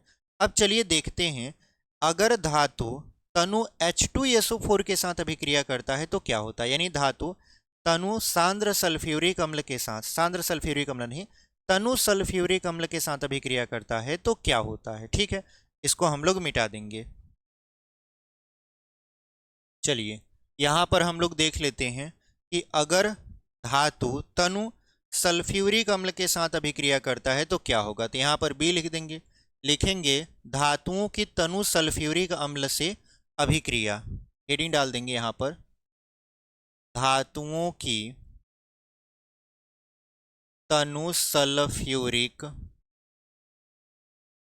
अम्ल से अभिक्रिया, अम्ल से अभिक्रिया। ठीक है, यानी धातुओं की तनु सल्फ्यूरिक अम्ल के साथ अभिक्रिया होता है तो क्या होगा। तो देखिए, धातु जो है अगर तनु सल्फ्यूरिक अम्ल के साथ अभिक्रिया करता है तो आपका बनाता है धात्विक सल्फेट। ठीक है, या ऐसे बोल सकते हैं धातु सल्फेट, और हाइड्रोजन गैस मुक्त करता है। यानी यहाँ पर अगर हम देखें, धातु जो है अगर वो तनु H2SO4 के साथ अभिक्रिया करता है, यानी सांद्र नहीं, तनु सल्फ्यूरिक अम्ल के साथ अभिक्रिया करता है तो बनता है आपका धातु सल्फेट। धातु सल्फेट बनता है प्लस बनता है हाइड्रोजन गैस, हाइड्रोजन यहाँ पर गैस हो जाएगा। ठीक है, यानी अगर हम देखें धातु जो है वो आपका तनु H2SO4 के साथ अभिक्रिया करता है तो धातु सल्फेट बनाएगा और बनाएगा आपका हाइड्रोजन गैस। और ये जो धातु सल्फेट है एक तरीके का धात्विक लवण है। ठीक है, अगर हम इसके समीकरण की बात करें, धातु में जैसे हम मान लेते हैं सोडियम ले लिया हमने, उसके बाद H2SO4 जो कि तनु है इसके साथ अभिक्रिया करवाएं तो क्या बनेगा आपका यहाँ पर। अच्छा, आपके मन में प्रश्न आ रहा होगा, सर तनु क्या होता है। देखिए, तनु का मतलब होता है हल्का और सांद्र का मतलब होता है गाढ़ा, बस इतना समझ लीजिए आप। तो सोडियम की अभिक्रिया अगर हम लोग तनु H2SO4 के साथ करवाते हैं तो कहा है धातु सल्फेट मिलेगा, यानी सोडियम सल्फेट Na2SO4 प्लस क्या मिलेगा, हाइड्रोजन गैस। तो हाइड्रोजन गैस यहाँ पर H2 कर देते हैं। तो आप देखो H2 H2 SO4 SO4 इस तरफ है, यहाँ पर देखिए एक ही ठो यन है तो आप 2 से गुणा कर दीजिए ताकि ये समीकरण संतुलित हो जाए। तो ये आपका है सोडियम और ये आपका है सल्फ्यूरिक अम्ल जो कि तनु है, इसकी अभिक्रिया करवा दिए तो क्या बन गया, सोडियम सल्फेट, सोडियम सल्फेट। और उसके बाद ये है आपका हाइड्रोजन गैस। इस तरीके से हमने देखा कि अगर धातु की तनु सल्फ्यूरिक अम्ल के साथ अभिक्रिया होता है तो क्या बनता है। उम्मीद करते हैं आपको समझ में आया होगा। सारा समीकरण हम आपको यहाँ पर लिख के समझा दिए हैं। ठीक है, चलिए सी वाला देख लेते हैं। सी वाला क्या है आपका, धातु की तनु नाइट्रिक अम्ल के साथ अभिक्रिया। ठीक है, तो इसको हम लोग यहाँ पर मिटा देंगे। चलिए यहाँ पर बात कर लेते हैं हम लोग तीसरा का। तीसरा सी वाला क्या कह रहा है आपका, सी वाला कह रहा है कि धातुओं की अति तनु नाइट्रिक अम्ल के साथ अभिक्रिया। ठीक है, धातुओं की अति तनु अम्ल नाइट्रिक अम्ल जिसे हम लोग बोलते हैं के साथ अभिक्रिया होता है तो क्या होता है। तो देखिए, अगर हम लोग धातुओं की अति तनु नाइट्रिक अम्ल के साथ अभिक्रिया करते हैं तो हमको मिलता है धातु नाइट्रिक, ठीक है, या धातु नाइट्रेट मिलता है, जैसे हम लोग धात्विक नाइट्रेट बोल सकते हैं, प्लस हाइड्रोजन गैस मुक्त होती है, ठीक है। क्योंकि आप जानते हो कि यहाँ पर हाइड्रोजन जो गैस है वो क्या करती है, यहाँ पर मुक्त होती है। तो चलिए इसको हम लोग देख लेते हैं। यहाँ पर लिखेंगे धातु और यहाँ पर लिखेंगे आपका नाइट्रिक अम्ल, नाइट्रिक अम्ल। तो यहाँ पर क्या मिलेगा, धातु नाइट्रेट प्लस हाइड्रोजन गैस, ठीक है। अब यहाँ पर जो धातु हम लोग चूज करेंगे वो करेंगे आपका मैग्नीशियम और आपका यहाँ पर मैग्नीज, ठीक है। मैग्नीज और मैग्नीशियम, तो अगर हम बात करें मैग्नीशियम का तो मैग्नीशियम होता है Mg, ठीक है। मैग्नीशियम जो होता है वो होता है Mg। अगर हम यहाँ पर इसकी अभिक्रिया नाइट्रिक अम्ल यानी H, यहाँ पे लिख देंगे HNO3 के साथ करवा देते हैं तो हमको क्या मिलेगा, हमको यहाँ पर मिलेगा Mg, उसके बाद NO3 का होल ट्वाइस, MgNO3 का होल ट्वाइस, और इसके बाद यहाँ पर हमको मिल जाएगा हाइड्रोजन गैस। यानी मैग्नीशियम एक धातु है, इसकी अभिक्रिया हम लोग किससे करवा दिए, अति तनु नाइट्रिक अम्ल से करवा दिए। तो हमको क्या मिला, मैग्नीशियम नाइट्रेट यानी धातु नाइट्रेट, फिर प्लस हाइड्रोजन गैस, ठीक है। तो यहाँ पर क्या लिख देंगे हम लोग, मैग्नीशियम, मैग्नीशियम, और ये है अति तनु नाइट्रिक अम्ल, और ये क्या बना आपका, मैग्नीशियम नाइट्रेट, फिर ये है आपका हाइड्रोजन गैस, ठीक है। मैग्नीशियम नाइट्रेट और हाइड्रोजन गैस। तो जब भी मैग्नीशियम का अति तनु नाइट्रिक अम्ल के साथ अभिक्रिया होता है तो बनता है मैग्नीशियम नाइट्रेट और हाइड्रोजन गैस, ठीक है। अब मैग्नीज का भी बात कर लेते हैं। तो मैग्नीज का होता है Mn, ये क्या है आपका, मैग्नीज है, मैग्नीज। तो मैग्नीज की अभिक्रिया अगर हम लोग HNO3 के साथ करवा दें, ये है अति तनु, ठीक है, अति तनु नाइट्रिक अम्ल है। तो यहाँ पर मिलेगा मैग्नीज नाइट्रेट यानी MnNO3 का होल ट्वाइस, और हाइड्रोजन गैस ऐसे मुक्त हो जाएगी, ठीक है। सेम टू सेम वही अभिक्रिया है, जहां पर Mg था वहीं पर Mn हो गया है, बस बाकी कुछ नहीं बदला। जहां पर आप मैग्नीशियम नाइट्रेट बोल रहे थे वहीं पर आप बोल दोगे मैग्नीज नाइट्रेट। अगर हम समीकरण के संतुलन की बात करें तो 2 यहाँ पर कर दीजिए, तो ये 2 हो जाएगा आपका, और यहाँ पर ये संतुलित है। ऐसे यहाँ पर भी क्या कर दीजिए, 2 कर दीजिए, तो ये आपका संतुलित है, ठीक है। तो हमने आपको 3 ठो बताया कि अगर धातु अम्लों के साथ अभिक्रिया करता है तो क्या होता है, ठीक है।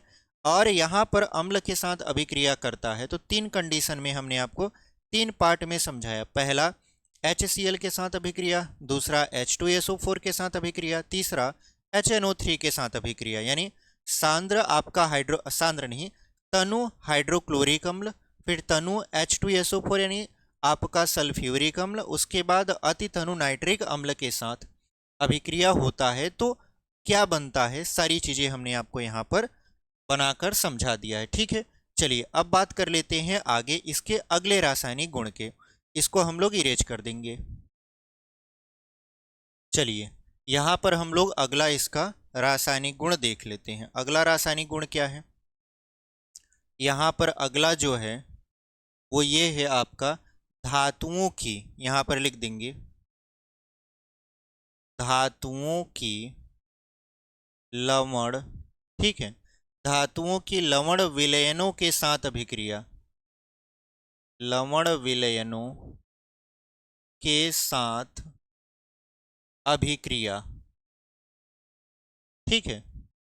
अब देखिए इसमें होता क्या है, इसमें अगर आप देखो तो शायद इसको आप पहले पढ़ चुके हो, ठीक है। अगर आपने यहाँ पर पहला पाठ और दूसरा पाठ पढ़ा है केमिस्ट्री का, तो ये जो चीज़ें हम आपको समझा रहे हैं ये कहीं ना कहीं आप रिलेट कर पाओगे कि हाँ सर ऐसा हमने पहले भी कहीं पर पढ़ा है। तो देखिए होता क्या है इसमें कि जब किसी कम क्रियाशील धातु के लवण के विलयन में अधिक क्रियाशील या अधिक सक्रिय धातु को डाल दिया जाता है, तो होता क्या है कि जो अधिक क्रियाशील आपका धातु है वो कम क्रियाशील धातु को उसके लवण से अलग कर देता है, यानी उसके लवण के विलयन से अलग कर देता है और खुद उसका जगह ले लेता है, ठीक है। इसको आपने पढ़ा था पाठ नंबर 1 में, यानी केमिस्ट्री का पाठ 1 रासायनिक अभिक्रियाएं एवं समीकरण, जिसमें हमने आपको समीकरण का जब प्रकार बता रहे थे तो वहां पर हमने आपको बताया था प्रतिस्थापन या विस्थापन अभिक्रिया, वहां पर हमने इसको समझाया था। सेम टू सेम यहाँ पर भी वही है कि अधिक क्रियाशील जो तत्व होता है वो कम क्रियाशील तत्व के लवण विलयन से उसको अलग कर देता है और खुद उसका जगह ले लेता है, ठीक है।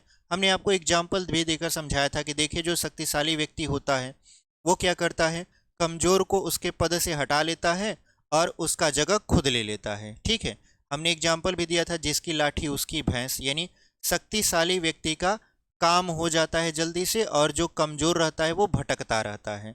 तो वही यहाँ पर भी हो रहा है। तो अधिक क्रियाशील जो धातुएं होती हैं वो कम क्रियाशील धातु के लवण विलयन से उस कम क्रियाशील धातु को अलग कर देती हैं और खुद उनकी जगह ले लेती हैं, ठीक है। चलिए यहाँ पर क्या होगा, उदाहरण के तौर पर अगर हम बात करें, उदाहरण में अगर हम बात करें, जैसे हमने लिया कापर सल्फेट, ठीक है। हमने क्या लिया यहाँ पर कापर सल्फेट, कापर सल्फेट, और इसकी अभिक्रिया हमने जिंक से करवा दिया। किससे करवा दिया, यहाँ पर जिंक से। तो क्या मिलेगा, मिलेगा आपका जिंक सल्फेट,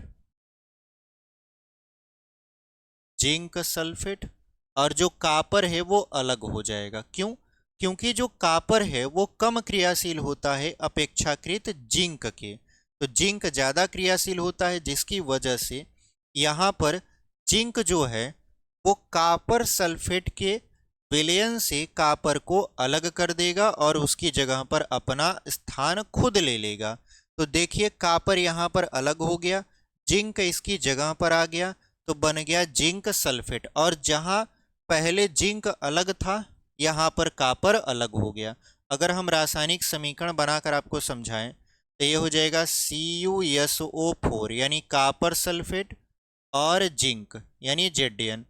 अभिक्रिया होगा तो क्या बनेगा, जिंक सल्फेट यानी ZnSO4 फिर प्लस कापर क्या हो जाएगा, अलग हो जाएगा, ठीक है। तो ये रही रासायनिक इसका समीकरण। तो उम्मीद करते हैं आपको यहाँ तक समझ में आया होगा, ठीक है। चलिए इसको हम लोग यहाँ पर मिटा देते हैं, फिर अगला इसका रासायनिक गुण पढ़ लेते हैं, ठीक है। चलिए यहाँ पर हम लोग इसका अगला रासायनिक गुण पढ़ लेते हैं। अगला रासायनिक गुण क्या है आपका, अगला है धातुओं की क्लोरीन से अभिक्रिया, ठीक है। धातुओं की क्लोरीन से अभिक्रिया, यानी जो धातु होते हैं वो जब क्लोरीन से अभिक्रिया करेंगे तो क्या बनेगा। तो आप जानते हो जो धातु होता है, धातु अगर उसको क्लोरीन के साथ अभिक्रिया करवा दिया जाए तो धात्विक क्लोराइड बनाता है। क्या बनाता है, धात्विक क्लोराइड।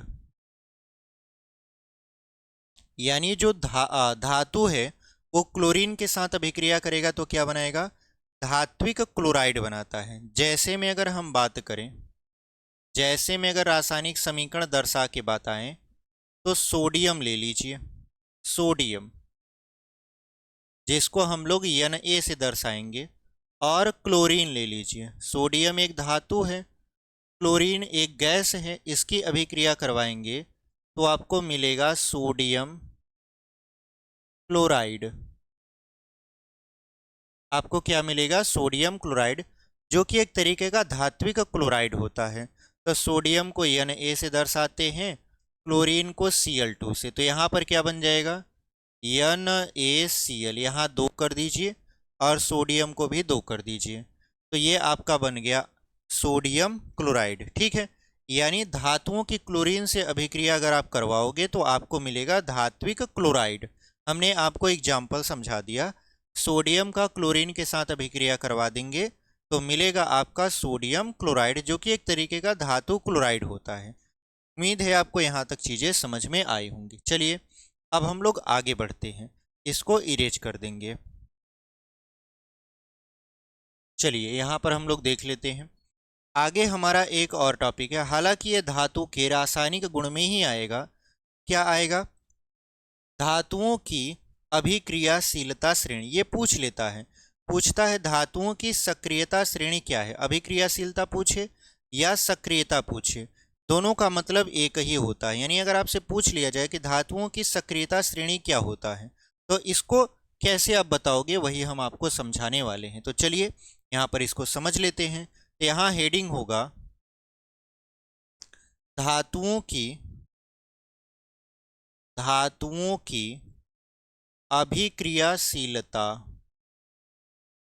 अभिक्रियाशीलता, उसके बाद यहाँ पर श्रेणी। ठीक है, अभिक्रियाशीलता श्रेणी या सक्रियता श्रेणी भी इसको बोलते हैं।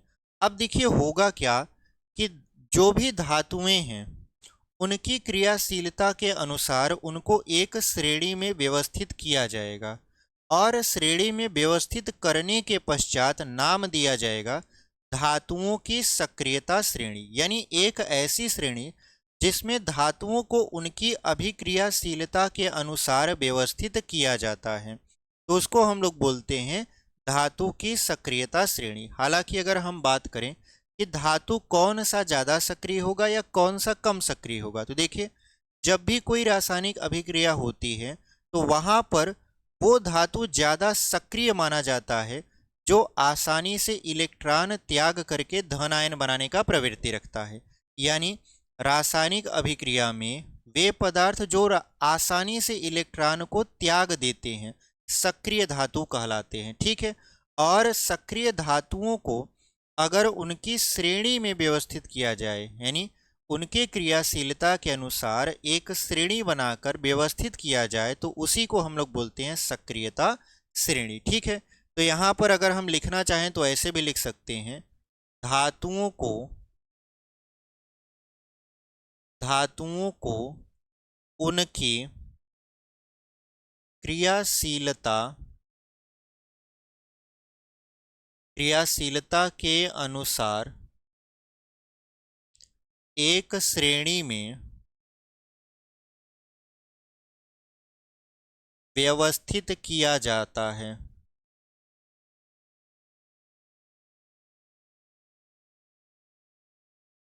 जिसे सक्रियता श्रेणी कहते हैं। ठीक है, ये एकदम आसान भाषा में समझाएं। हालांकि किताबी लैंग्वेज में आप जाओगे इसको पढ़ने तो बहुत ज़्यादा मतलब तोड़ मड़ोड़ के दिया है। ठीक है, हम आपको आसान भाषा में समझाते हैं कि धातुओं को उनकी क्रियाशीलता के अनुसार एक श्रेणी में व्यवस्थित किया जाता है, जिसे हम लोग बोलते हैं सक्रियता श्रेणी। और ये क्रियाशीलता कैसे डिसाइड होती है, क्रियाशीलता डिसाइड होती है इलेक्ट्रॉन त्याग करने की प्रवृत्ति पर। यानी जो भी धातु रासायनिक अभिक्रिया में जितनी आसानी से इलेक्ट्रॉन त्याग कर देता है वो उतना ही ज़्यादा सक्रिय माना जाएगा, और जो इलेक्ट्रॉन कम त्याग करता है वो आपका कम सक्रिय माना जाएगा। तो यहाँ पर देखा ये गया कि ये जो सक्रियता श्रेणी बनाई गई धातुओं को उनकी क्रियाशीलता के अनुसार, उसमें हाइड्रोजन को बीच में रखा गया। पहले ऑक्सीजन को रखा गया था, बट ऑक्सीजन उतना अच्छा परफॉर्मेंस नहीं कर पाया, तो हाइड्रोजन को रखा गया, हाइड्रोजन को बीच में रखा गया। क्योंकि देखिए जब कोई आप पैमाना बनाते हो तो पैमाना में शून्य जो होता है वो जरूर रखते हो कि शून्य से ज़्यादा या शून्य से कम। जैसे हमने आपको पीएच मान पढ़ाया था तो हमने आपको पीएच पैमाना बताया था, तो पीएच पैमाना में हमने आपको बताया था कि देखिए अगर पीएच मान 7 है तो वो आपका न तो अम्लीय होगा पदार्थ, न तो क्षारीय होगा, वो उदासीन होता है। जैसे जल, जल का पीएच मान 7 होता है। लेकिन अगर पीएच मान 7 से ज्यादा हुआ तो वो आपका क्षारीय होगा, और पीएच मान अगर 7 से कम हुआ वो आपका अम्लीय होगा। यानी जो 7 है वो जीरो का काम करता है, वो न्यूट्रल है, ना तो अम्ल है ना तो क्षार है। सेम टू सेम यहाँ पर भी हम लोग जब धातुओं को उनकी क्रियाशीलता के अनुसार श्रेणी में व्यवस्थित करते हैं तो हाइड्रोजन को ऐसा मान लेते हैं कि हाइड्रोजन एकदम बीच में है, यानी हाइड्रोजन एकदम जीरो का काम करता है। तो हाइड्रोजन के ऊपर देखिए, अगर हाइड्रोजन को बीच में मान लें तो हाइड्रोजन के ऊपर जो धातुएं स्थित होती हैं वो ज्यादा क्रियाशील होती हैं। ठीक है, यहां पर लिख देंगे ज्यादा क्रियाशील, क्रियाशील। ठीक है, हाइड्रोजन के ऊपर जो धातुएं स्थित होती हैं वो अधिक क्रियाशील होती हैं, यानी ज्यादा क्रियाशील होती हैं। और हाइड्रोजन के नीचे जो धातुएं होती हैं वो कम क्रियाशील होती हैं। यहां पे लिखेंगे कम क्रियाशील। अगर हम हाइड्रोजन के ऊपर स्थित कुछ धातुएं के नाम बताएं तो जैसे सोडियम है, पोटेशियम है, कैल्शियम है, ये सभी क्या होते हैं, ये ज़्यादा सक्रिय धातु होती है। ठीक है, और हाइड्रोजन से नीचे स्थित धातुओं का नाम ले तो जैसे चांदी है, उसके बाद यहाँ पर सोना है, उसके बाद आपका कापर है। ठीक है, कापर ज़्यादा सक्रिय में नहीं आता। ठीक है, क्योंकि कापर को आपने देखा जिंक हटा दिया, तो इस तरीके से यहाँ पर सक्रियता श्रेणी तैयार हो गई है। तो सक्रियता श्रेणी जब भी आपसे पूछे तो आप सिंपल सा जवाब दीजिएगा कि धातुओं को उनकी क्रियाशीलता के अनुसार एक श्रेणी में व्यवस्थित किया जाता है, जिसको सक्रियता श्रेणी बोला जाता है। सक्रियता श्रेणी में हाइड्रोजन के ऊपर स्थित धातुएं अधिक क्रियाशील होती हैं, जबकि हाइड्रोजन से नीचे स्थित धातुएं कम क्रियाशील होती हैं। ठीक है, अब आपसे पूछेगा अगला क्वेश्चन कि सक्रियता श्रेणी की जरूरत क्यों पड़ी, यानी सक्रियता श्रेणी का महत्व क्या है। तो चलिए इसको इरेज करके उसका महत्व समझा देते हैं। ठीक है, चलिए यहां पर अब हम लोग समझते हैं सक्रियता श्रेणी का महत्व। ठीक है, यहां पे लिखेंगे सक्रियता श्रेणी का महत्व। सक्रियता श्रेणी का महत्व, देखिए इसका दो महत्व होता है, दोनों महत्व को बारी बारी से समझा देते हैं। ठीक है, तो यहाँ पर क्या होता है, पहला कि सक्रियता श्रेणी में जो धातुएं हाइड्रोजन के ऊपर स्थित होती हैं वे तनु अम्लों से हाइड्रोजन को विस्थापित कर सकती हैं। यानी सक्रियता श्रेणी में जो धातुएं हाइड्रोजन के ऊपर स्थित होती हैं वो क्या करती हैं, अगर उनका तनु अम्ल के साथ अभिक्रिया करवा दिया जाए तो वो लोग हाइड्रोजन को तनु अम्ल से हटा देंगी। जैसे अगर हम बात करें सोडियम का, सोडियम की अभिक्रिया, सोडियम एक हाइड्रोजन के ऊपर स्थित सक्रिय धातु है, इसकी अभिक्रिया अगर हम लोग यहाँ पर H2SO4 से करवा दे जो कि तनु है, तो हमको क्या मिलेगा, तो कह रहा है कि यहाँ पर जो हाइड्रोजन है वो अलग हो जाएगा। तो हाइड्रोजन यहाँ पर अलग हो जाएगा क्योंकि ये हाइड्रोजन को विस्थापित कर सकती है। बचेगा क्या, सोडियम सल्फेट। ठीक है, यहाँ पर दो कर देंगे। तो इसका मतलब ये है सक्रियता श्रेणी का पहला महत्व तो यही है कि सक्रियता श्रेणी में जो धातुएं हाइड्रोजन के ऊपर स्थित होती हैं उनकी अभिक्रिया तनु अम्ल से करवाने पर हाइड्रोजन विस्थापित हो जाता है या वो हाइड्रोजन को विस्थापित कर सकती हैं। ठीक है, दूसरा देख लेते हैं। दूसरा क्या कह रहा है कि दूसरा में यहाँ पर सक्रियता श्रेणी में जो धातुएं अन्य धातुओं के ऊपर स्थित होती हैं उनके, वो धातुएं क्या करती हैं, उनके लवण विलयन से उन्हें विस्थापित कर देती हैं और खुद उनका जगह ले लेती हैं। जैसे हमने आपको बताया कि जो जिंक होता है, जिंक वो कापर से ऊपर होता है। अगर हम देखें तो कापर से ऊपर कौन होता है, जिंक। यानी जिंक जो है वो अधिक क्रियाशील है, कापर कम क्रियाशील है। तो जो कापर सल्फेट है अगर उसमें हम जिंक की अभिक्रिया करवा दें, कापर सल्फेट में कापर कम क्रियाशील है, जिंक यहाँ पर ज़्यादा क्रियाशील है। तो कह रहा है कि जो धातुएं एक दूसरे के ऊपर स्थित होती हैं, तो जो ऊपर स्थित धातु है वो नीचे स्थित धातु के लवण विलयन से उसको विस्थापित कर देती है और खुद उसका जगह ले लेती है। जैसे कॉपर सल्फेट की अभिक्रिया अगर हम लोग जिंक के साथ करवाएं तो यहाँ पर देखेंगे कि जो जिंक है वो कॉपर को हटा देगा, बना लेगा जिंक सल्फेट यानी ZnSO4, और कॉपर क्या हो जाएगा, अलग हो जाएगा। तो दो महत्व था, दोनों ही महत्व को हमने आपको बहुत ही बेहतरीन तरीके से समझा दिया। ठीक है, तो उम्मीद करते हैं आपको धातु पूरा का पूरा कंप्लीट समझ में आया होगा।